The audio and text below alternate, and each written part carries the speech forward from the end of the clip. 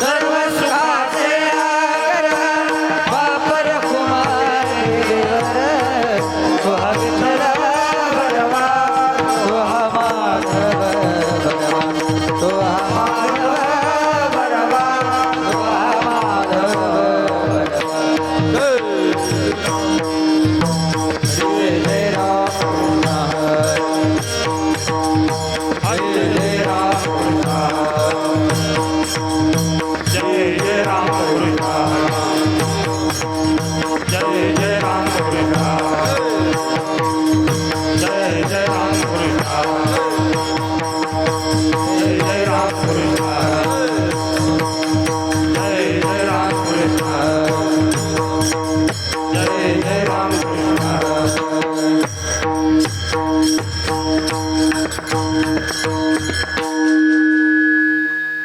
जन्मोजन्मी आम्ही जोडियेली भक्ती जन्मोजन्मी आम्ही जोडियेली भक्ती जन्मोजन्मी आम्ही जोडियेली जन्मोजन्मी आम्ही जोडियेली प्राप्ती झाली प्राप्ती झाली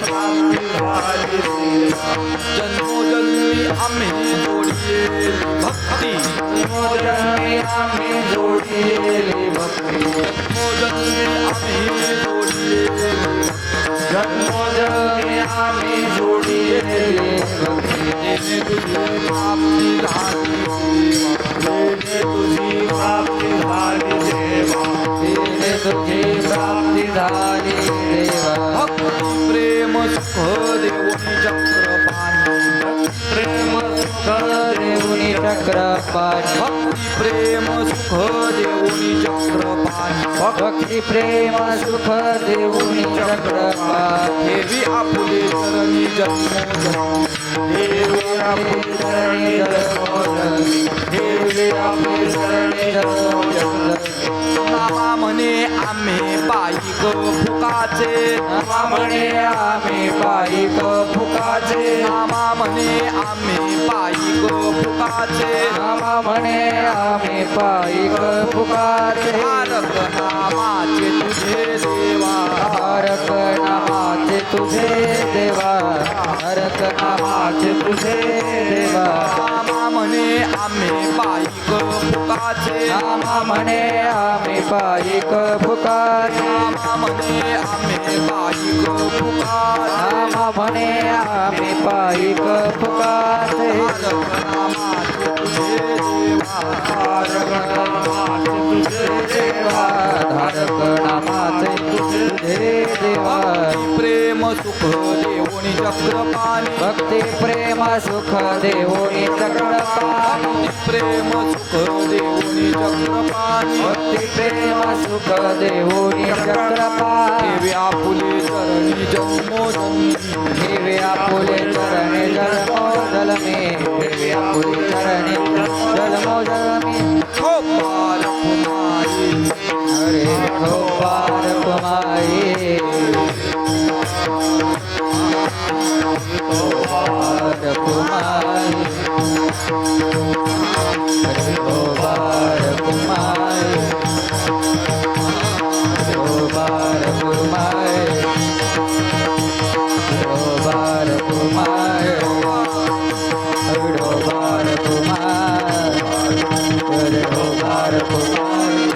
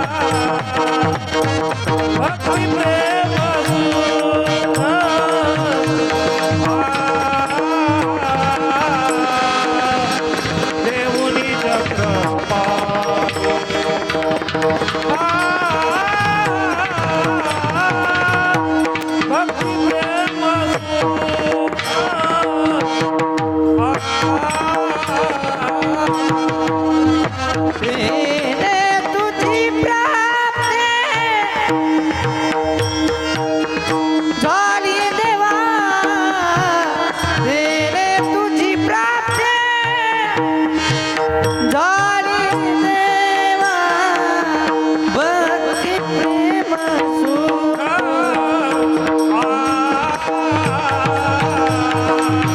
भक्ती प्रेम सुख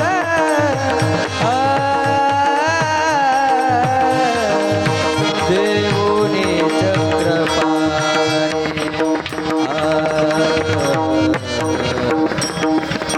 भक्ती प्रेम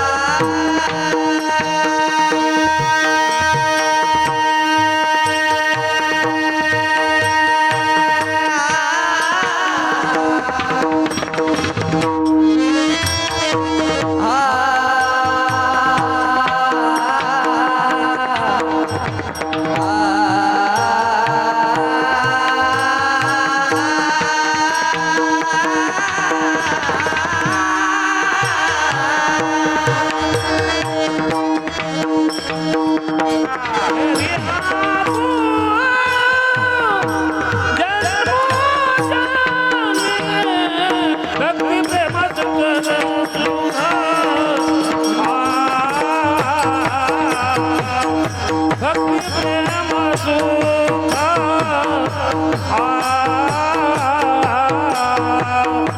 देवनी चक्रपाणी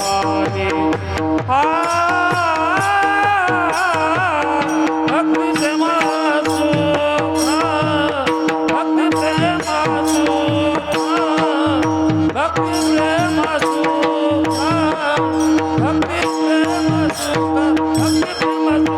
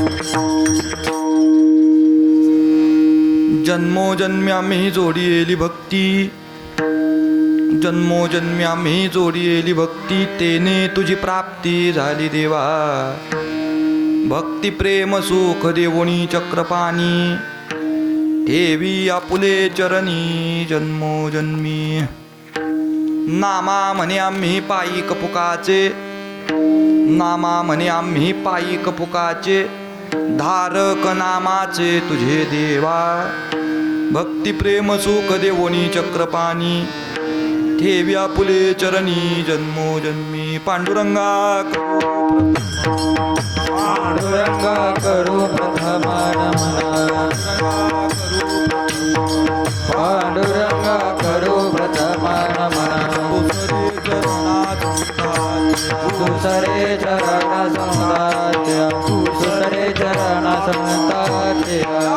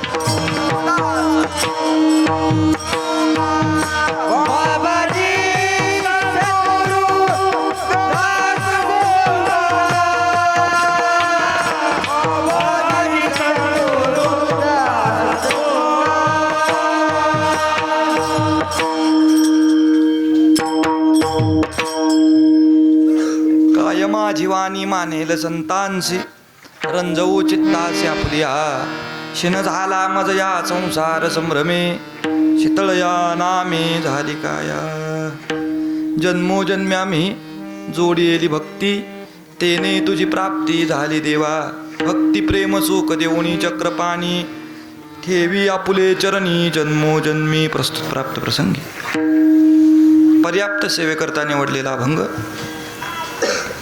भगवान पंढररायाचे असणारे लढिवाळ भक्त, ज्यांच्या जीवनामध्ये भक्त शिरोमणी हे पद प्रत्यक्ष ज्ञानेश्वर महाराज बहाल करतात. ज्ञानोबा सांगतात, ज्ञानदेव म्हणे तू भक्त शिरोमणी, जोडिले जन्मोनी केशवचरण. परमात्म्याच्या यथेच्छ प्रेमसुखाची प्राप्ती ज्यांनी आपल्या जीवनामध्ये करून घेतली, किंबहुना ते प्रेमसुख पाहिल्यावर ज्ञानेश्वर महाराज त्यांना भक्त शिरोमणी हे पद देतात. हा ज्यांच्या जीवनाचा अधिकार असे भगवत भक्त शिरोमणी, परमात्म्याचे अत्यंतिक असणारे लढिवाळ भक्त नामदेवराय महाराजांचा अभंग सेवेकरता निवडलेला आहे. प्रस्तुत अभंगामध्ये भगवत प्राप्तीनंतर परमात्म्याकडे मागावं काय ते या अभंगामध्ये महाराज सांगतात. मुळात महाराज सांगतायत भगवत प्राप्ती या कलियुगामध्ये करणं शक्य नाही. मग ती भगवत प्राप्ती आम्हाला ज्या जोडीमुळे झाली ती जोडी काय असेल तर जन्मोजन्मामध्ये भगवत प्राप्ती करण्यासाठी आम्ही एकच जोडी केली, ती जोडी केली फक्त भक्तीची. जन्मोजन्मी आम्ही जोडेली भक्ती, आणि त्याचा परिणाम तेने तुझी प्राप्ती झाली देवा. तुझ्या निर्गुण निराकार असणाऱ्या स्वरूपाचं आकलन होऊन सगुणाच्या यथेच्छ प्रेमसुखाचा अनुभव आम्ही भक्ती या साधनाद्वारे घेतला. आम्हाला तुझी प्राप्ती झाली, आणि आता तुझी प्राप्ती झाल्यानंतर आमचं मागणं तुझ्या चरणावर एवढंच आहे. काय मागणं आहे? भक्ती प्रेमसुख देवोनी चक्रपाणी, ठेवी आपुले चरणी जन्मोजन्मी. जन्मोजन्मांतरामध्ये तुझ्या चरणाजवळ आम्हाला वास्तव्य मिळावं, आणि चरणाजवळ वास्तव्य करत असताना आम्ही काय करावं तर भक्ती करावी. आणि भक्ती कशी करावी? ती प्रेमसुखाने करावी. मग प्रेमसुख भक्तीची मागणी करण्यासाठी आम्ही कोण आहे तर नामदेवराय सांगतायत, प्रेमसुख भक्तीची मागणी आम्ही करतो कारण नामा म्हणे आम्ही पायिक फुकाचे. काय शब्द आहेत महाराजांचे? आम्ही पायिक आहे. पायिक या शब्दाचा अर्थ सेवक आहे, सेवाधारी आहोत. पण सेवाधारी असताना सुद्धा पुढचा शब्द महाराजांनी गोड वापरला, फुकाचे वापरला. काय वापरला?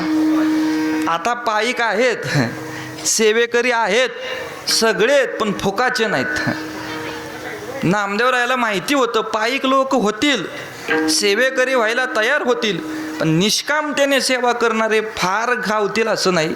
निष्काम सेवा करणारे थोडेच, म्हणून त्यांच्यासाठी वापरलेला शब्द. आम्ही पायिक आहे, सेवक आहे, पण निष्काम आहोत. पायिक फुकाचे.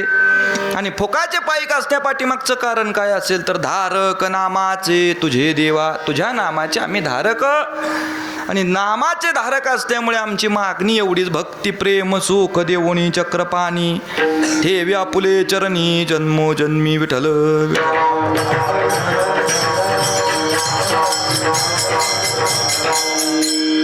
अभंगाचा भाव प्रतिपादित केला.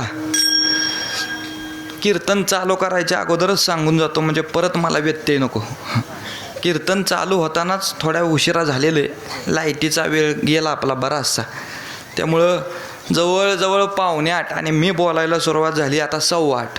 मी फार वेळ काय तुमचा घेणार, फक्त माझ्या अभंगाचं पदभूत तुमच्यासमोर मांडत असताना नामदेवराय ज्याप्रमाणे बुद्धी देतील त्याप्रमाणे तुमचं रोजचं टायमिंग आहे 9. त्या 9चे थोडे 9:30 होतील, यापेक्षा जास्त होणार. विठ्ठल विठ्ठल.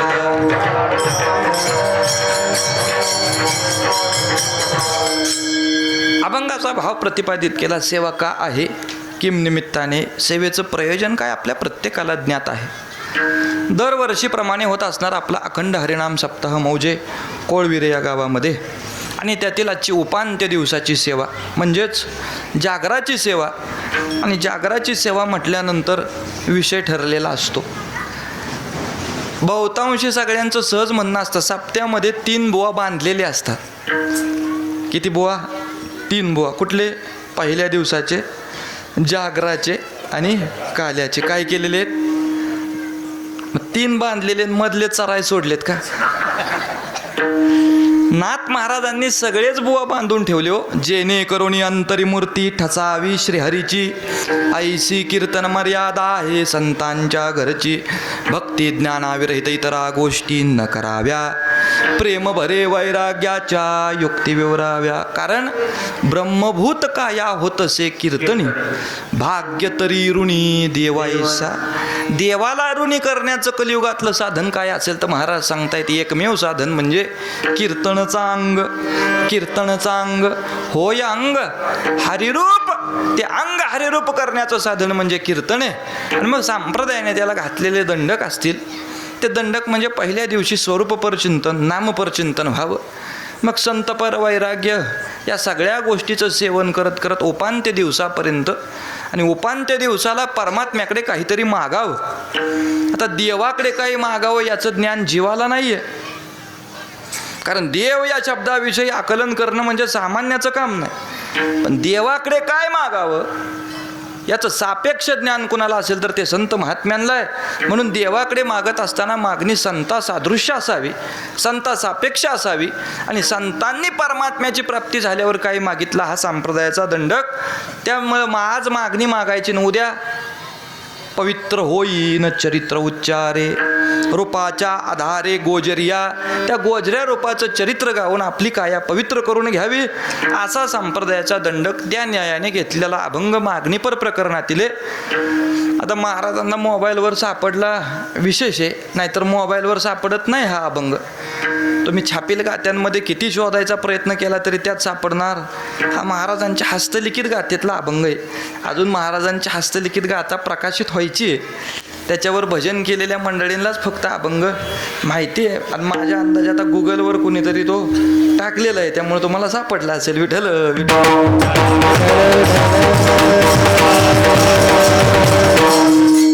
अभंगामध्ये नामदेवराय परमात्म्याची प्राप्ती कशी करून घेतली याचं यथेच्छ समर्पक उदाहरण सांगतात. आणि प्राप्ती झाल्यानंतर देवाकडे मागावं काय.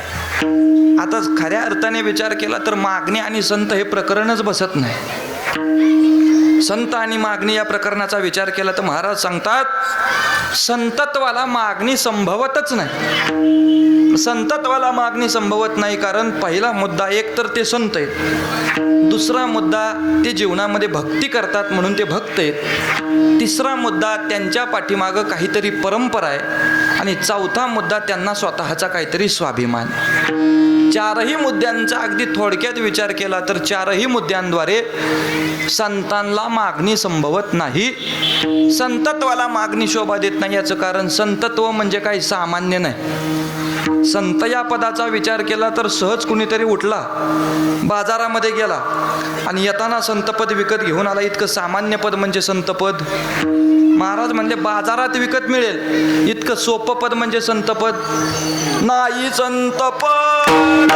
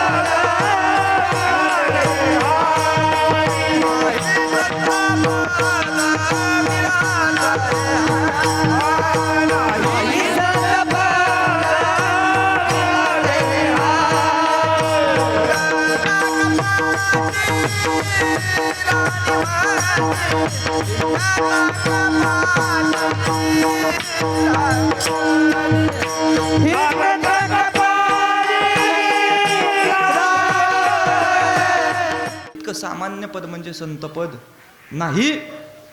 हिंडता कपाटी राणीवनी, रानावनामध्ये गेला, गिरिकंदरामध्ये बसला, एकांतात बसला, बाह्यांगाची संतत्वाची सगळी लक्षणं धारण केली म्हणून कोण संत झाला असं म्हणता येणार. संतत्वाची लक्षणं बाह्यांगाची नाहीत. संतत्वाची लक्षणं बाह्यांगाने जेवढी सापेक्ष आहेत त्याहीपेक्षा मौलिक अधिकार त्याचा अंतरंगाचा आहे. बाह्यांगाचं लक्षण अगदी सोपं आहे. ऊर्ध्वपुंड्र भाळ, कंठी शोभे माळ, ऊर्ध्व पुंड्र भाळे, कपाळाला गंध लावलेला आहे, कंठामध्ये पवित्र तुळशीची माळ आहे. हे बाह्यांगाचं लक्षण आहे. पण या बाह्यांगाच्या लक्षणाचा आंतरिक अधिकार काय? महाराज पुढं सांगतायत, त्याच्या कपाळाला गंध असेल, कंठामध्ये पवित्र तुळशीची माळ असेल आणि त्याची साधना उपरोक्त असेल तर नुसत्या त्या गोष्टी पाहून सुद्धा कापिजे कळी काळ तया भेने, काळाची सत्ता त्याच्यावर चालत, हा त्याचा आंतरिक अधिकार आहे. आंतरिक अधिकाराने सन्मुख होणं म्हणजे काय? महाराज सांगतायत, विषयी विरक्त जया नाही अपपर, संतुष्ट सर्वदा स्वये व्यापक निर्धार. सुख आलं तरी तोच भाव, दुःख आलं तरी त्याचा तोच भाव. कुठल्याही स्थितीमध्ये त्याच्या मनाची अवस्था बदलत नाही, तिथं संतपद सिद्ध होतं. महाराज सांगतायत, सुख आलं तरी त्याला फार काही विशेष वाटत नाही, दुःख आलं तरी त्याला फार त्या दुःखाचं विशेष नाही. सुख दुःख समान सकळ जीवांचा कृपाळ, ज्ञानाचा उद्बोध, भक्ती प्रेमाचा कल्लोळ, म्हणून धन्य जगी तोची कार्य रंगीनाच. रामकृष्ण वासुदेव सदा स्मरेवाचे. शास्त्रकार त्याची व्याख्या सांगतात संतत्वाची. संतुष्टम सततम वर्तते इति संतः. आणि गीता आपल्याला तीच व्याख्या सांगते, संतुष्टम सततम योगी. सातत्याने जे संतुष्ट आहेत त्यांना काय म्हणतात? संत म्हणतात. ज्यांच्या संतुष्टतेला कदापि भंग नाही, कुठल्याही स्थितीमध्ये त्यांची संतुष्टता भंगत नाही. जीवाची संतुष्टता शास्त्राने अल्पकालीन सांगितली, ज्ञानाची संतुष्टता शास्त्र दीर्घकालीन सांगतं, आणि संतांची संतुष्टता ही शास्त्र सततची सांगतं. जे सतत संतुष्ट आहेत त्यांना संत म्हणावं, दीर्घकाल एखाद्या गोष्टीवर संतुष्ट आहेत त्यांना ज्ञानी म्हणावं, आणि अल्पकाळ संतोषी आहे त्याला जीव म्हणावं. थोडक्यात उदाहरण द्यायचं म्हणजे खाण्यामध्ये एखादा पदार्थ जास्त आला, पंक्तीला बसल्यावर लाडू 1 दिला, 2 दिले, 3 दिले, चौथ्या वेळी जीव काय म्हणतो? बास, मला आता नको, माझं पोट भरलं. पोट भरलं म्हटल्यावर नंतर त्यावेळी लाडू खाणं बंद. पण दुसऱ्या दिवशी जर सकाळी नाश्त्याला पुन्हा लाडूचा आला तर मग आता नाकारेल का? रात्री ज्या लाडूला पंक्तीला बसल्यावर नाकारत होता त्या लाडूला दुसऱ्या दिवशी जीव नाकारू शकत नाही, कारण कुठल्याही गोष्टीबद्दल तो अल्पसंतोषी आहे, दीर्घकाल संतुष्टता त्याची नाही. ज्ञानाच्या संतुष्टतेचा विचार केला तर साधना करत असताना इंद्रियांवर जय प्राप्त केला, वासनेचा क्षय केला, इंद्रियांवरती विजय मिळवला, आणि इंद्रियांवर विजय मिळून आघोर अशी साधना केली. ही साधना केली 21,000 वर्षांची. किती? 21,000 वर्ष साधना केली, 21,000 वर्ष काम जिंकला, आणि 21,000 वर्षानंतर एका क्षणासाठी मेनका समोर आली. किती? एक क्षण. एका क्षणामध्ये 21,000 वर्षाचं तप काय झालं? विश्वामित्रासारखे ऋषी नाडिले जेने. विश्वामित्रासारखे ऋषी सुद्धा नाडले गेले, अर्थात ज्ञानी सुद्धा त्याच्या संतुष्टतेवर दीर्घकाल टिकू शकला नाही. पण संत एकांतामध्ये असणाऱ्या तुकाराम महाराजांकडे ज्यावेळी स्त्री गेली आणि ती स्त्री एकांतातल्या तुकोबरायांसमोर कामोर मी प्रकट करते, त्यावेळी महाराज म्हणले, जाई वो तुमाते न करी सायास, आम्ही विष्णुदास तैसे न हो. महाराज गोड सांगतात, आम्ही विष्णुदास माताय म्हणले, तू पराव्या नारी आम्हा रखुमाई समान. हे दिले नेमून ठाईचेची, आम्हाला ठाई नेमून दिलेले. पराव्या माता आम्हाला रुक्मिणीसारखी. हा भाव कुणाच्या अंतकरणात आहे? हा भाव फक्त संतांच्या अंतकरणात आहे. त्या भावावरती ज्यांच्या धैर्या नाही भंग, भाव एकविध रंग, हा एकविध रंगाचा भाव फक्त संतत्वाच्या अंतकरणामध्ये, अन्यत्र ठिकाणी एवढी धैर्यता पाहायला मिळत नाही, एवढी संतुष्टता पाहायला मिळत नाही. म्हणून महाराज सांगतायत, संत हे पद असं आहे ज्यांच्या संतुष्टतेला कोणत्याही कालामध्ये भंग नाही. कशीही परिस्थिती त्यांच्या समोर आली तरी विषय तो त्यांचा झाला नारायण. नावडे जनधन माता पिता, माता पिता नावडे, जनधन नावडे. मग आवडे एकच आवडीचा विषय त्यांचा, तो आवडीचा विषय म्हणजे फक्त परमात्मा. परमात्म्यापेक्षा अन्यत्र काहीही त्यांच्या जीवाला आवडत नाही. मग महाराज सांगतायत, ज्यांच्या चित्ताचा विषयच देव झालेला आहे, ज्यांच्या चित्तामध्ये परमात्म्याशिवाय अन्यत्र काही नाही, अन्यत्र विषयावरती त्यांची आसक्तीच नाही, असे संत कधी देवासमोर मागतील का? पहिला मुद्दा आपला. संतत्वाला मागणी शोभा देत नाही, कारण अखंड संतोषी असणारे संत कधीही कुणासमोर काही मागत नाहीत. पहिला. दुसरा मुद्दा, त्यांना मागणी संभवत नाही भक्तत्वाच्या दृष्टीने. कशाने? भक्तत्वाच्या. भक्तत्वाची दृष्टी पाहिली तर भक्ताची व्याख्या सहज तुकोबाराय सांगून गेले. भक्ता ऐसे जाणा जे देही उदास गेले आशा पाश निवारोणी. आशेचे समूळ पाश ज्यांचे निवारण होऊन गेले तिथं भक्त हे पद सिद्ध झालं. आशा ही समूळ खणोनी काढावी तेव्हाच गोसावी व्हावे तिने. भक्त हे पद सहज लागत नाही. भक्त होण्यासाठी हनुमंतरायांना तुकोबाराय विचारतायत काय भक्तीच्या त्या वाटा मज दावाव्या. मग त्यांना विचारायला गेले, कारण त्यांनी भक्ती करत असताना काय केलं होतं. भक्ताचं प्रमुख लक्षणे काय? लक्षणे दास्यत्व निकट हनुमंते पै केले परिणाम म्हणून देखिले. भक्ती जर जीवनामध्ये सिद्ध करायची असेल तर दास्यत्व ही भूमिका आहे. कुठली भूमिका आहे? मग दास्यत्वापेक्षा दुसरी भूमिकाच नाही आहे. दास्यत्वापेक्षा अन्यत्र भूमिकेने ते कधी परमात्म्याकडे अन्यत्र भूमिकेने पाहतही नाहीत, किंबहुना अन्यत्र विषयावर त्यांची आसक्ती नाही. यांनी ज्यावेळी परमात्मा प्राप्त व्हावा म्हणून भक्ती चालू केली त्यावेळी देवाला दिलं काय? श्रुती सांगते आपल्याला, गीता सांगून जाते आपल्याला, पत्रम पुष्पम फलम तोयम. काय दिलं? पान दिलं, फळ दिलं, फुल दिलं, पाणी दिलं. यांसारख्या गोष्टी अर्पण करत करत यांची भक्ती पोहोचली कुठपर्यंत? यांनी देवाला वाहिलं काय? अंतिम टप्प्यात ती भक्ती गेली इथपर्यंत. कायेन वाचेन मनसेंद्रियर्वा बुद्ध्यात्मनामा प्रकृती स्वभावात करोनि यद् यत् सकलं परस्मे नारायणायिति. काय वाहिलं देवाला? कायेन वाचेन मनसेंद्रियर्वा. काया वाचा मन सगळं कुठं अर्पण केलं? परमात्म्याच्या ठिकाणी अर्पण केलं की भक्ती पोचली तिथपर्यंत. मने सहित वाचा काया मने सहित वाचा काया मने सहित वाचा काया मने सहित वाचा काया मने सहित वाचा काया मने सहित वाचा काया मने सहित वाचा काया मनसहित वाचा काया अवघी दिली पंढरी राया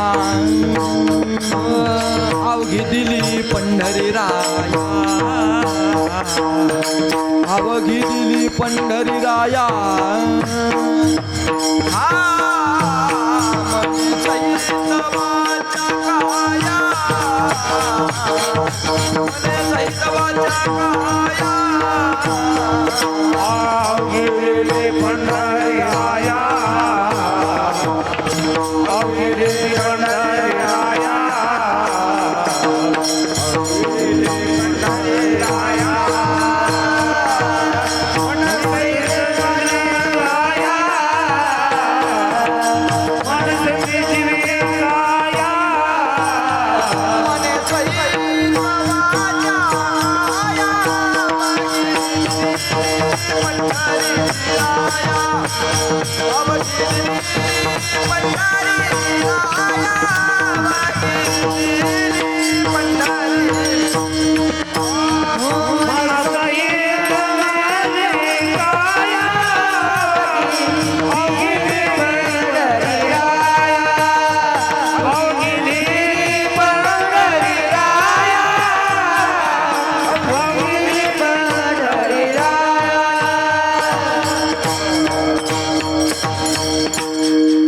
मने सहित वाचा काया अवघी दिली पंढरी राया. सर्वस्व देवाच्या ठिकाणी दिलं. मागितलं काय देवाला? तुका म्हणे जीवभाव देवा पायी आणि ठेवोनिया काही न मागितली. सगळं देवाकडे दिलं पण मागितलं काहीच नाही. याचं नाव भक्त. म्हणून भक्तांना सुद्धा मागणी संभवत नाही. तिसरा मुद्दा परंपरा. तर परंपरेचा विचार केला तर यांची परंपरा सामान्य नाही. यांच्या परंपरेचा विचार केला तर यांच्या वडलोपार्जित परंपरेने फक्त सेवाच केली. ते तर सेवा हाची दारवंटा, तिथं सेवा हा दारवंट आहे. वंश परंपरा दासमी अंकिता, तुका मोकलिता लाज कोणा. वंश परंपरेने आम्ही कोण आहे? तुकोबाराय सांगतायत वंश परंपरेने आम्ही दास आहे. कोण आहे? दास आहे. आमची परंपरा काय सांगते? आम्ही दास आहे. आता तुकोबारायला तिथे एक शब्द घालणं अवघड होतं का? वंश परंपरा, मालक मी अंकित. सहज म्हणू शकत होते तुकोबाराय या परंपरेचे मी कोण आहे. पण महाराजांची भूमिका काय? नीचपण बरे देवा, नचले कोणाचाही दावा.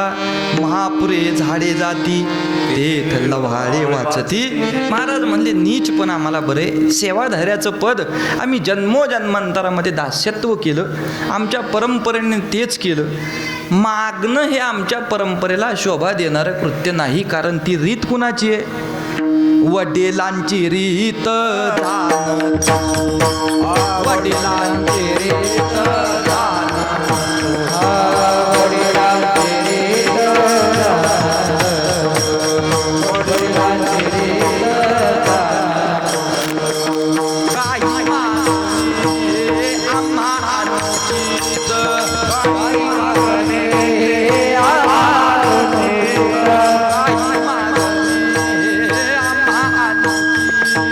काही मागणे आम्हा अनुचित, काही मागणे आम्हा अनुचित. वडिलांची रीत दान, वडिलांची रीत दान कसो, वडिलांची रीत दान काही मागणे हे आम्हा अनुचित. कारण रीत वडिलांची रीत जाणत असो. आमच्या वाडवडिलांनी सेवा केली, सेवेपेक्षा त्यांनी दुसरं काही केलं नाही. आणि सेवा करणाऱ्या परंपरेचे वंश परंपरा दासमी अंकिता, त्याचे आम्ही दास आहोत. म्हणून परंपरेने सुद्धा यांना मागणी संभवत नाही. आणि शेवटचा राहिलेला मुद्दा यांचा स्वाभिमान. त्या स्वाभिमानाच्या दृष्टीने यांना मागणी संभवत नाही. कारण स्वाभिमानाच्या दृष्टीने विचार केला तर महाराज सांगतायत मागून खाणाऱ्याचा देवाने धिक्कार केला. काय केला? मागून खाणाऱ्याचा देवाने धिक्कार केला. फक्त आमच्या बुवा लोकांना अजून हे कळलं नाही. ते 500साठी पुढे गेल्यावर संयोजकाला परत फोन करतात, अहो 500 कमी आहेत, घरी जा, तुला भरपूर दिलंय. हे एका अभंगावर तो गाड्या घेऊन फिरायला लागला. एका अभंगात, एका अभंगाशिवाय तुझं दुसरं चिंतन नाही परत. त्याच्यावर तू 3 मजली घर बांधलं तरी अजून संयोजकाला 500 मागतो. तो कोबरायची प्रमाणं लावायची कुठं? 35 शिवाय आम्ही येत नाही, तू घरीच झोप ना. पण त्यांची चुकी नाही महाराज. 1.5 तासात आमच्या दृष्टीने त्यांची चुकी ही नाही आहे, ही चुकी तुमची आहे. तुम्हाला त्यांची आवड आहे आणि आवडीसाठी तुम्ही देता, हा तुमचा विषय. असो ज्याचे त्याचे माथा, आपण करावी ते कथा. महाराज सांगतायत फक्त मागणाऱ्यांनी लक्षात ठेवा, मागून तुम्ही हरिकथा जरी करत असला, तुकोबाराय म्हटले माझं कीर्तन ठेवा, असं जरी कुठला बुवा म्हटला तरी त्याने प्रमाण लक्षात ठेवावं. सप्ताह जवळ आला की बऱ्याच बुवांना आठवण येते संयोजकांची. पण महाराज तुकोबारायची प्रमाण गोड आहेत. माझी करा कथा ऐसे कोणा म्हणती, तरी नारायणा जीवा झडो. माझी जीभ झडून जाऊ दे, माझं कीर्तन करा म्हणणाऱ्याच्या. आसक्ती कथेचीही नसावी, आसक्ती द्रव्याचीही नाही. कारण मागणाऱ्याचा नारायणाने धिक्कार केला. भिक्षा पात्र अवलंबने, जळोजिने लाजिरवाणे, ऐसियासे नारायणे उपेक्षिले सर्वथा. नारायणाने त्याची उपेक्षा केली आणि त्याही पुढे जाऊन तुकोबारायांचा स्वाभिमान पाहायचा झाला. महाराज म्हणले ब्रह्मांड ठेंगणं करावं पण हात पसरायचा नाही. तुका म्हणे करी ब्रह्मांड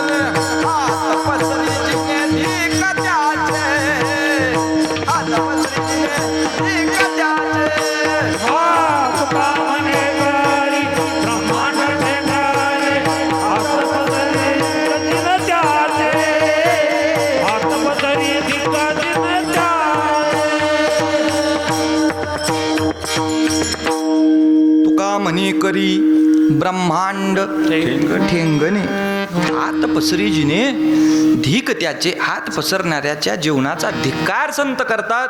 हा संतत्वाचा स्वाभिमान.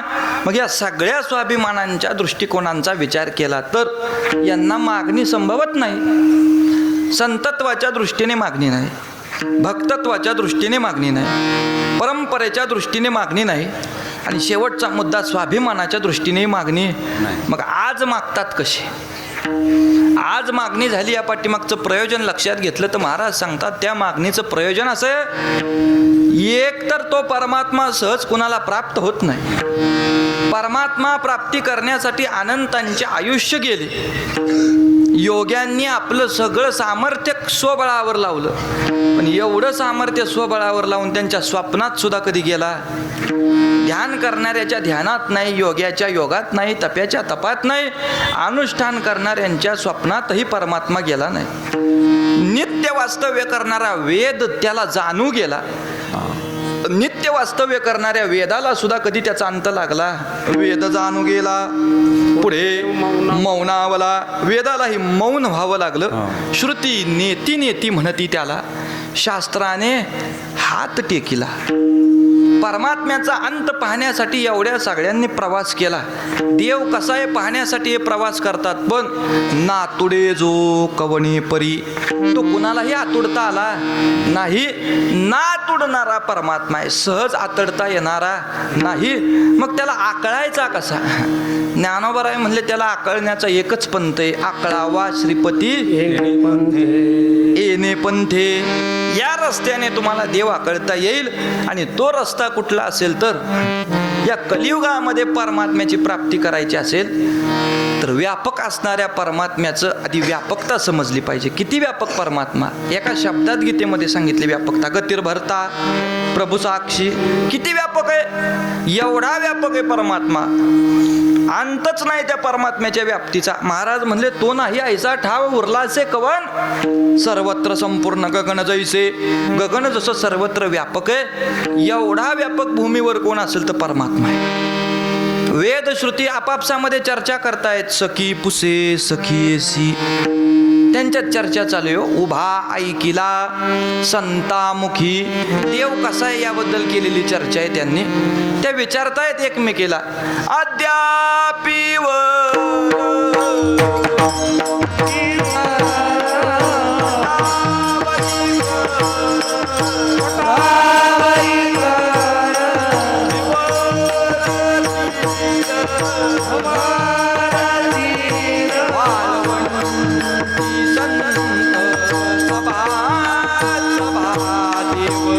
गावो विधेवरी उभा उभा देव गावो विधेवरी उभा उभा देव गावो विधेवरी उभा उभा देव गावो विधेवरी उभा उभा.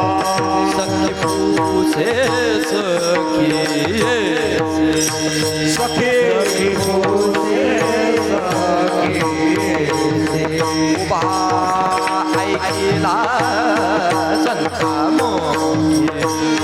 उभा ऐकिला संता मोही.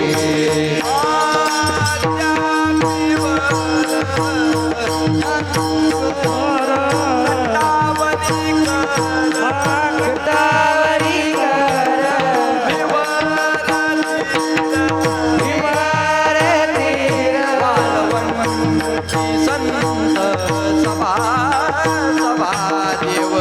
गावो विठेवरी उभा उभा गावो विठेवरी उभा उभा देव का हो विठेवरी उभा उभा देव का हो विठेवरी उभा सुन खाबाई सुन खाबाई वेदाची गाई वेदाची गाई कळाची नाही कळतची नाही देशाची नाराजाची सगळ्याची महादेव गाव विठेवरी उभा उभा देव गाव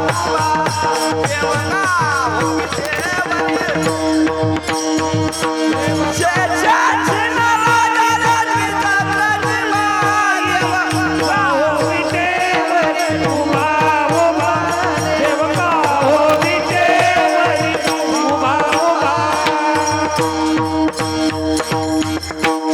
पुसू नका बाई वेदांची काही कळलेची नाही शेष शिनला झाल्या द्विसहस्त्र जिबा देव का हो विठेवरी उभा उभा कळलंच नाही महाराज आपापसामध्ये त्यांनी केलेली चर्चा आम्हाला कळलं नाही अद्यापीवर कटावरी कर भिवर तीर वाळवंटी संत सभा सभा देव का हो विठेवरी उभा त्यांना अंतच लागला नाही मग वेदांना कळला नाही श्रुतीला कळला नाही शास्त्राला कळला नाही तो कळला कुणाला तो कळण्याचं सामर्थ्य फक्त एकच ज्ञानोबा सांगताय त्या महात्म्याने सायास केले आणि त्याने सायास केले म्हणून तो आज विटेवर उभा आहे तो कोण त्या दिवशी मी सांगून गेलो भला भला पुंडलिका मानलासी जनलोका कोण्या काळे सुखा ईशा कोण पावत पुंडलिक रायाच्या भक्तीला भुलला कशाला भुलला भक्तीला अव्यक्त निर्गुण निराकार परमात्मा पण भुलला कशाला भक्तीला बरेचसे जण सांगतात पुंडलिक रायाने मायबापाचा छळ केला बऱ्याच जणांचं म्हणणं आहे ते पत्नीचं ऐकत होते आणि मायबापाचा छळ करत होते एक प्रमाण सांगता का मला एक मला संत वाङ्मयातलं एक प्रमाण हुडकून द्या की ते बायकोचं ऐकणारे होते ना आईबापाचा छळ करणारे होते अवघ्या संता एक वेळा भेटी पुंडलिक दृष्टी देखलिया हा ज्या महात्म्याचा अधिकार आहे सगळ्या संतांचं दर्शन नुसतं पुंडलिकराय दृष्टीला पाहिले तर होतंय त्या पुंडलिकरायांचं काय पाहिलं ज्ञानोबारायचे शब्द आहेत माझे नाही पुंडलिकाच्या भावार्था गोकुळीहून झाला येता निज प्रेम भक्ती भक्ता घ्या घ्या आता म्हणत असे काय पाहिला भावार्थ हा शब्द फार महत्वाचा आहे त्यांनी केलेलं अनुष्ठान पाहिलं त्यांच्या अंतकरणामध्ये असणारा भक्तीचा शुद्ध भाव आणि म्हणून तो परमात्मा आज आपल्याला प्राप्त आहे पुंडलिक रायाने मायबापाचा छळ केला छे अनुष्ठान केलेलं आहे मायबापाच्या सेवेचं आणि त्याचा परिणाम तो परमात्मा आपल्याला प्राप्त आहे अर्थात तो आतुडला नुसता आतुडला नाही अवघा आणला परिवार गोपी गोपाळांचा भार एवढंच नाही हो महाराज आपल्यासाठी वैकुंठ आणलं काय आणलं तुका माने धन्य झाले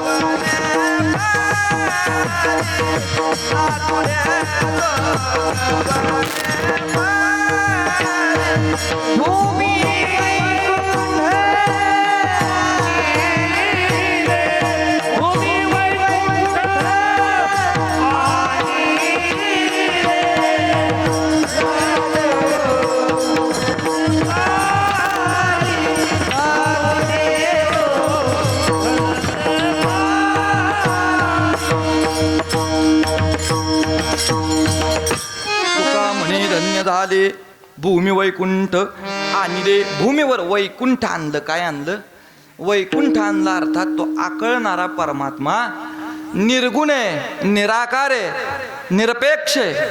पण असा असणारा परमात्मा आकळता आला नावा रूपा. तुका म्हणे तो सोपा झाला आपल्यासाठी, तो सोपा आणून ठेवला आणि सोपा केलेला परमात्मा महाराज सांगतायत आम्ही प्राप्त करून घेतला. अप्राप्य परमात्मा आहे. कसा प्राप्य आहे? अप्राप्य, प्राप्ती होणारा नाही, सहज प्राप्ती होणारा परमात्मा नाही. लक्ष्मी मातेला सगळे भोग त्यागावे लागले. मी मागच्या वर्षी तुम्हाला सांगून गेलो, तो सहज कुणाचाही अंगीकार करत सगळे भोग त्यागले. त्यावेळी फक्त पाय प्राप्त झाले. पण नामदेव महाराज म्हणले तो आम्हाला अख्खा प्राप्त झाला. कसा झाला? सर्वांगाने आम्ही परमात्म्याची प्राप्ती केली. मग सर्वांगाने परमात्मा लक्ष्मी मातेला सुद्धा प्राप्त नाही, सर्वांगाने परमात्मा वेदांनाही प्राप्त नाही. पण तो सर्वांगाने कोणाला प्राप्त असेल तर तो भक्ताला प्राप्त आहे. कोणाला प्राप्त आहे? भक्ताला प्राप्त आहे. मग परमात्मा प्राप्तीच्या साधनांचा विचार केला तर प्रत्येक युगातली वेगवेगळी आहेत. मग सांप्रत कलियुगातलं परमात्मा प्राप्तीचं साधन काय असेल तर महाराज म्हणले आता बाकीच्या वाटांचा विचार करू नका. बाकीच्या वाटांचा विचार करणे एवढं आयुष्य तुमच्या हातात नाही. आणि बाकीच्या वाटांनी परमात्मा आपलासा करण्याची कठोर साधना ही जीव आता करू शकत नाही. अवघड कोणी न करी सांगता.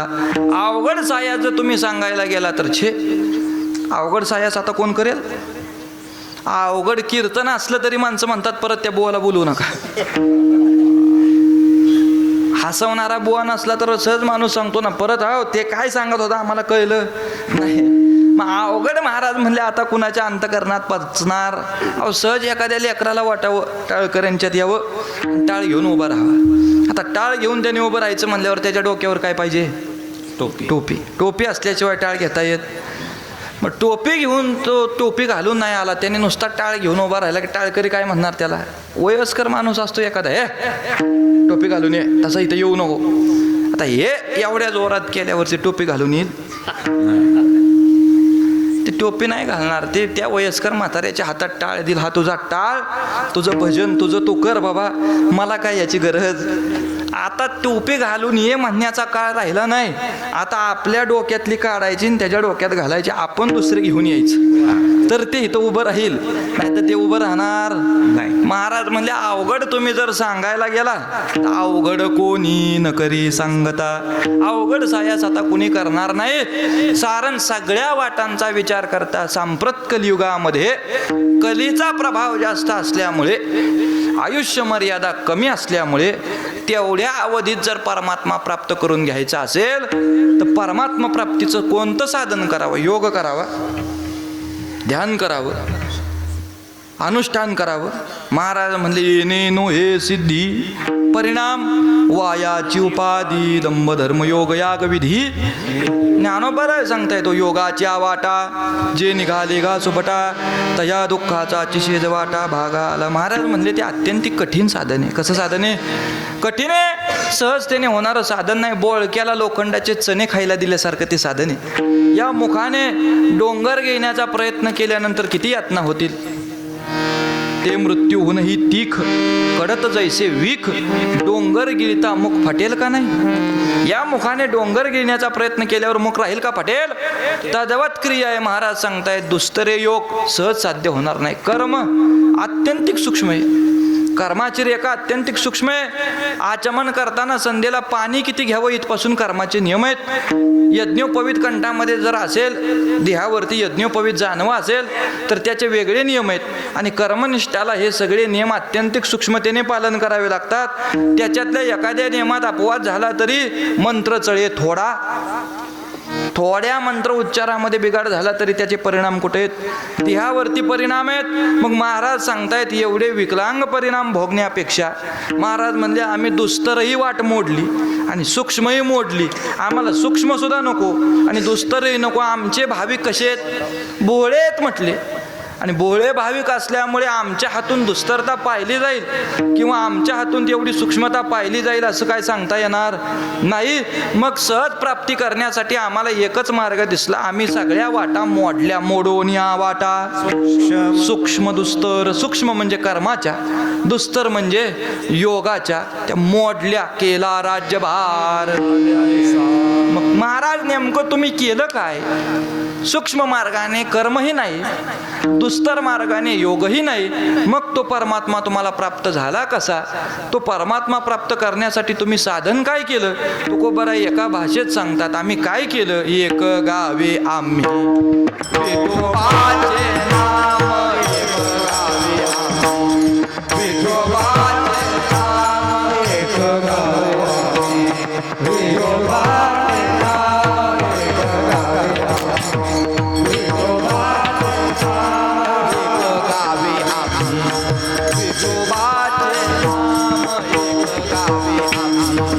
विठोबाचे नाम, एक गावे आम्ही विठोबाचे नाम,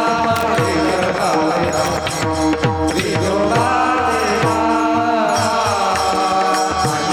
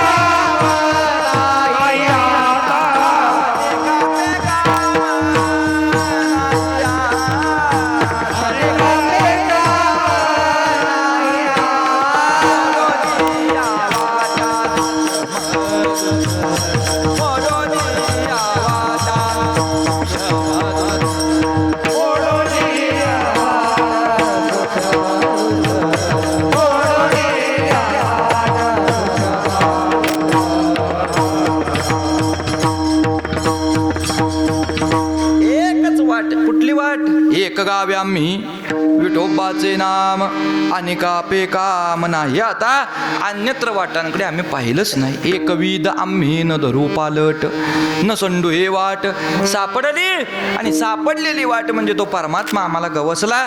तो याच वाटेने मार्ग दावोनी गेले आधी, दयानिधी संतते तेनेची पंथे चालू जाता. न पडे गुंता कोठे काही, आम्हाला कोणत्याही प्रकारचा गुंता पडला नाही. तुकोबाराय भरवशाने सांगतायत. कशाने? भरवशाने. काय सांगितलं? तुका म्हणे चला जाऊ याची वाटे. का जाऊ? भरवसेने भेटे पांडुरंग. भरवशाने कोण भेटेल? तर आम्हाला पांडुरंग परमात्मा भेटेल, आणि या वाटेला लागल्याशिवाय तो भेटणार नाही. कारण आम्ही अनुभव घेतला. तुका म्हणे खातो आनंदाचे लाडू. घ्या रे, नका तर पडू, घ्या रे तुम्ही, नका तर पडू तुम्हीही घ्या. कारण हा अनुभव आम्ही घेतला. तुका म्हणे चाखोनी सांगे. आणि मजा अनुभव, संतांचं बोलणं हे अनुभवाचं बोलणं आहे. कसं आहे? अनुभवाचं बोलणं आहे. आणि भक्ती क्षेत्रामध्ये अनुभवाचं बोलणं हे संत कृपेशिवाय प्राप्त होत नाही. तुकोबाराय सांगतात आम्हाला ते प्राप्त झालं कारण काही पाठ केली संतांची उत्तरे, विश्वास आधारे धरून या. आणि त्याचा परिणाम मग समोरचा बोलणारा अनुभवी आहे का त्याची वाणी बडबडीची, याची जाचणी आम्हाला लगेच कळते. म्हणजे तुका म्हणे मग कळते जाचणी बडबडीची वाणी अथवा सत्य. हा नुसता बडबड करणार आहे त्या अनुभवाने सांगणार आहे. महाराज म्हणले परमार्थामध्ये अनुभव पाहिजे. आणि अनुभव कशाचा पाहिजे? संसाराचा. संसाराचे अनुभव इथं कामाला येत नाहीत. ऐसा ज्याचा अनुभव विश्वदेव सत्यत्वे, आणि विश्वदेव आहे हा सत्यत्वाचा अनुभव ज्याच्या अंतकरणामध्ये खोल झाला, तो अनुभव कशाने होतो? तो होतो एका साधनाने, ते साधन म्हणजे भक्ती. अन्यत्र साधनाने तो आकळता येत नाही, कारण ते साधन त्यांनी केलं आणि त्या अनुभवापर्यंत पोचले. म्हणून महाराज म्हणले देव तया जवळी असे पापना असे दर्शने. तेच नामदेवराय सांगतात, अनाकलनीय परमात्मा आम्हाला प्राप्त झाला. तो अनाकलनीय परमात्मा आम्ही प्राप्त केला. ते साधन म्हणजे जन्मोजन्मांतरामध्ये आम्ही अन्यत्र गोष्ट जोडली नाही. प्रत्येक जन्मामध्ये हे कुणाबरोबर आहेत? देवाबरोबर आहे.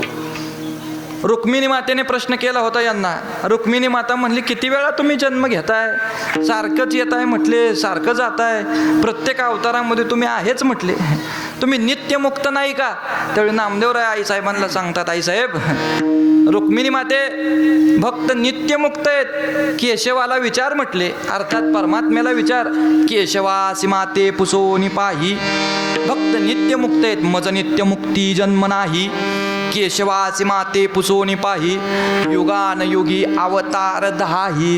याचे निसंगे मज घडती, याचे निसंगे आम्हाला अवतार घडतायत, कारण आम्ही काय स्वीकारलं नाही. नामा म्हणे नेघे मुक्ती, मज पंढरीची आरती. विठ्ठल नामे करीन कीर्ती, नित्यकाळ जीवनमुक्त. ते नित्यकाळ जीवनमुक्त असणारे भक्त म्हणजे आम्ही आहे. आता ही प्रकरणं कुठली आहेत? समाधीची आहेत. वा, असं ऐकणारा कोणतरी असल्यावर सांगाय बरं वाटतं, कारण ही प्रकरणं वाचत नाही कोण. आता तुम्ही नियमाचं वाचताय वाटतं, तो एक काहीतरी ग्रुप आहे, त्याच्यावर 1-2 जणांचं रामकृष्ण हरी येतं. मग ते नियम वाचणारी सगळी मंडळी, कारण वारकऱ्याने नियमाधिष्ठित जगावं. कसं जगावं? नियमाधिष्ठित. किती वेळ लागतो नियम वाचायला? 30 दिवसाचे 30 नियम तात्यांनी काढून दिलेत. 5 मिनटं लागतात. किती? घड्याळी बोलण्यातले 5 नाही, घड्याळी 5 मिनटं लावा, आणि 5 मिनटापेक्षा जास्त घड्याळ पुढे गेलं तर उद्या नियमच वाचू नका. अख्ख्या समाध्या तुम्हाला 30 नियमातल्या वाचायच्या म्हणलं, सगळं आवर्तन द्यायचं तर घड्याळी 35 मिनिटात सगळ्या समाध्या वाचून होतात. किती? 35 मिनिटात सगळ्या समाध्या वाचून होतात. पण वाचायला वेळ कोणाकडे? करायला नको, वाचलं पाहिजे, साधन केलं. असा आद्य ते साध्य करिता सायास कारण अभ्यास. तो काय म्हणे महाराज सांगतात त्या समाधीच्या प्रकरणामध्ये, नामदेवराय सांगतात, नित्यमुक्त असणारे भक्त आम्ही. पण नित्यमुक्त असणारे भक्त पुन्हा पुन्हा येतो, कारण आम्ही मुक्ती आसार समजले. आणि फल एक आमच्यासाठी काय असेल तर मुक्ती आसार, फलकट. फल एक विठ्ठल नामसार, विठ्ठल नामसार फल असणार आहे. आणि त्यातच आम्हाला द्विगुणित आनंद मिळतो, कारण अनाकलनीय परमात्मा आम्ही त्या मापाने मोजला. जन्मोजन्मांतरामध्ये आम्ही देवाबरोबर आलो, आणि जन्मोजन्मांतरामध्ये आम्ही काय केलं? जन्मोजन्मी आम्ही बहुपुण्य केले, तेव्हा या विठ्ठले कृपा केली. ना आजच्या अभंगातही महाराज तेच सांगतात, जन्मोजन्मी आम्ही जोडियली भक्ती, जन्मोजन्मी आम्ही जोडियली भक्ती, जन्मोजन्मी आम्ही जोडले जन्मोजन्मी आम्ही जोडले जन्मोजन्मी आम्ही जोडियली, जन्मोजन्मी आम्ही जोडियली भक्ती, जन्मोजन्मी आम्ही जोडले भक्ती, जन्मोजन्मी आम्ही जोडले भक्ती. तेने तुझी प्राप्ती झाली देवा, तेने तुझी प्राप्ती झाली देवा, जन्मोजन्मी आम्ही भक्ती प्रेम सुख देऊ. तेने तुझी झाली देवा, तेने तुझी प्राप्ती भक्ती प्रेम सुख होणे चक्रपाणी, भक्ती प्रेम सुख होणे चक्रपाणी.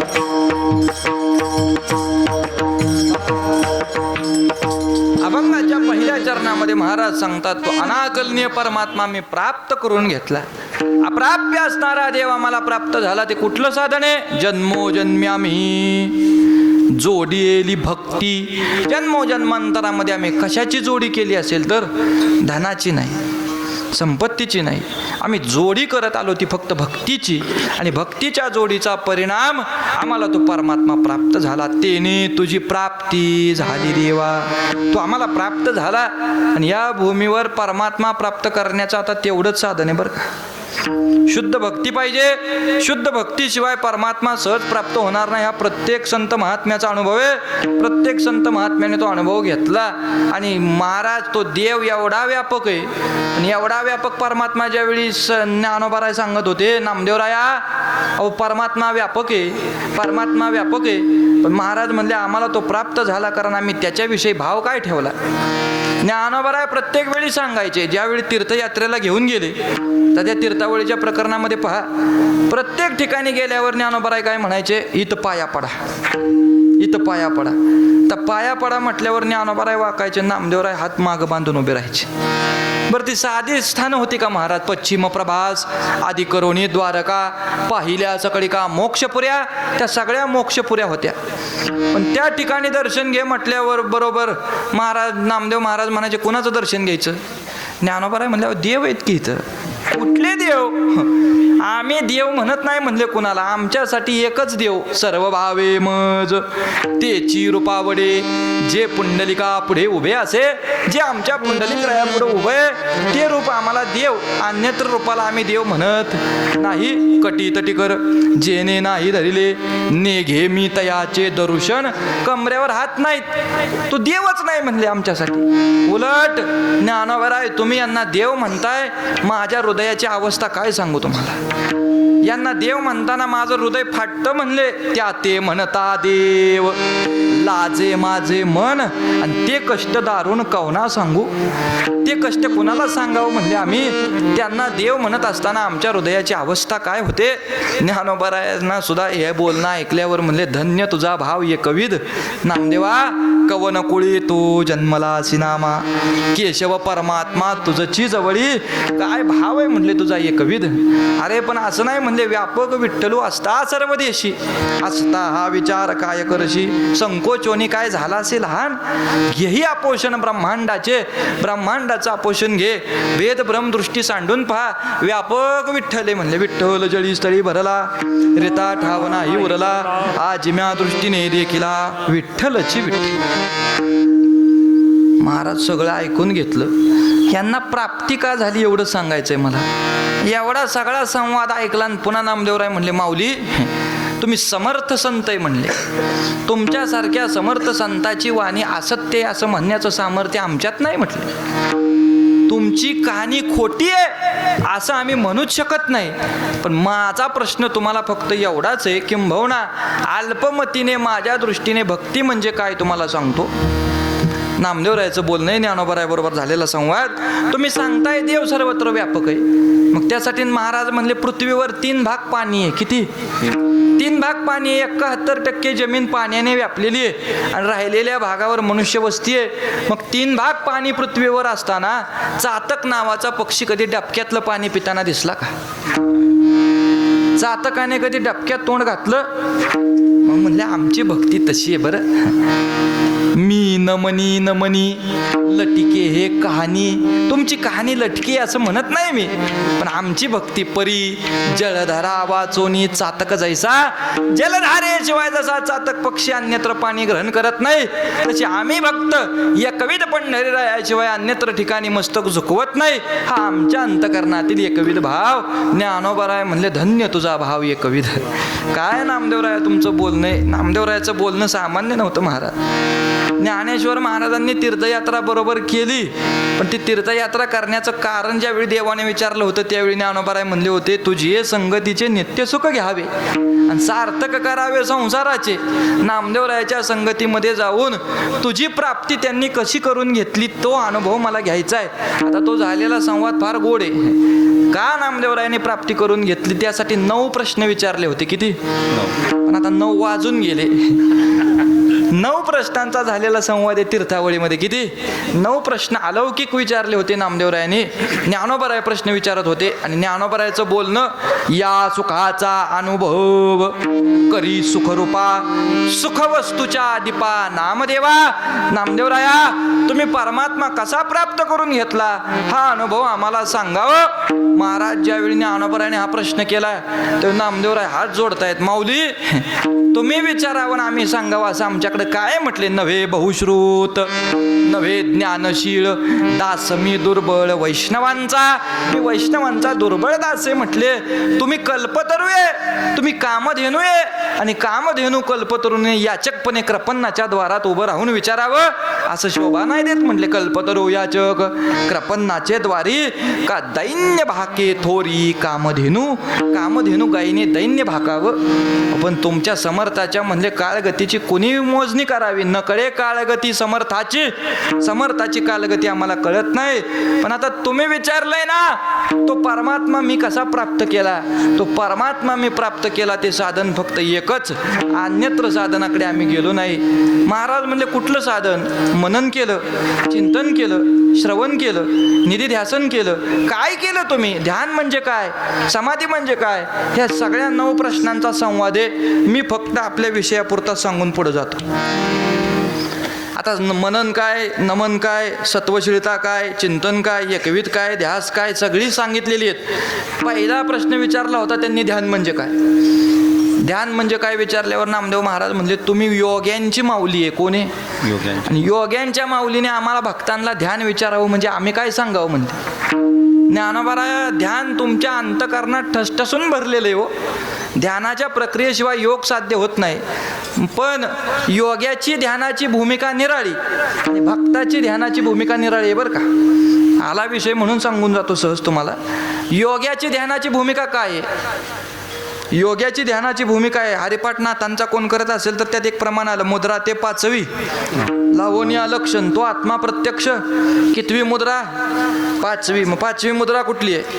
मोजा, जागृती, स्वप्न, सुषुप्ती, तुर्य आणि उन्मनी. ते उन्मनी मुद्रा कितवी आहे? 5वी. आणि त्या 5व्या मुद्रेत ज्यावेळी योगी पोचतो त्यावेळी तो आत्मा प्रत्यक्ष हरी दिसे. किती अवघड आहे, कोण करेल? आता जागृतीत देव दिसत नाही. जागृतीत मंदिरापासून गेला तरी माणसाची इच्छा होत नाही काम असल्यावर आज जाऊन पाया पडायची. आणि तो स्वप्नात कधी देवाकडे जायचा? मग स्वप्नातून परत त्याला उन्मनीत जायचंय. कधी करणार हे? त्याहीपेक्षा सोपी व्याख्या म्हणले ही योग्याची व्याख्या आहे. आणि भक्ताची व्याख्या काय? भक्त सहज सांगून जात आहेत, आमच्या दृष्टीने ध्यान.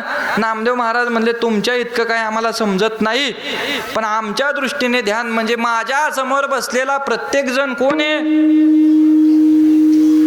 माझ्या समोर बसलेला प्रत्येक जण माझ्यासाठी पांडुरंगाच आहे.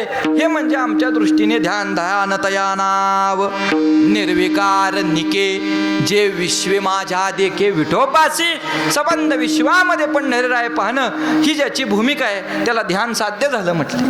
ध्यानाची ही भूमिका आहे. मग महाराज म्हणले तुम्ही देव प्राप्त केला कसा? या भूमिकेने. हो म्हटले, आम्ही दुसरं काही केलं नाही. तो देव प्राप्त करण्यासाठी आमची एकच भूमिका, आणि ती भूमिका म्हणजे भजनतया नाव. वाटे मज गोड एरते काबाड वायावीन, अन्यत्र काबाडांची आम्ही धनी झालो नाही. जप तप अनुष्ठान घटापटाची साधना आम्ही केली नाही. एकाच साधनेने आम्ही परमात्मा मोजला, तो म्हणजे जन्मोजन्म्या आम्ही जोडीली भक्ती. आम्ही फक्त भक्ती केली, प्रेमयुक्त अंतकरणाने त्याचं भजन केलं. आणि त्या भजनाचा परिणाम काय आमच्या चित्तामध्ये झाला असेल तर तेने तुझी प्राप्ती झाली देवा. त्याची प्राप्ती आम्ही केली. आणि ती प्राप्ती करण्यासाठी मोजण्याचं माप काय? मोजण्याचं माप एकच, ते म्हणजे भक्तीची या मापे मोजी तो आनंद.